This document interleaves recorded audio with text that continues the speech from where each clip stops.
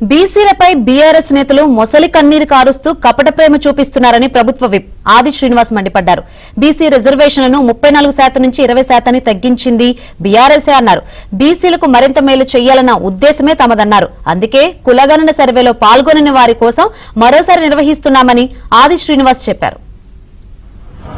బీసీలపైన మొసలు కన్నీరు కారుస్తూ కపట ప్రేమను చూపిస్తున్నటువంటి బీఆర్ఎస్ పార్టీ నైజం 34% రిజర్వేషన్ ఉన్న దాన్ని 20%కి కుదించడం మీద ఈరోజు మా బీసీల గురించి మాట్లాడాలని చెప్పారు.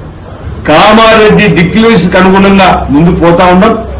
ఈ సందర్భంగా నేను కేటీఆర్ గారు, కేసీఆర్ గారికి మీరు కూడా కుల గణనలో పాల్గొనండి.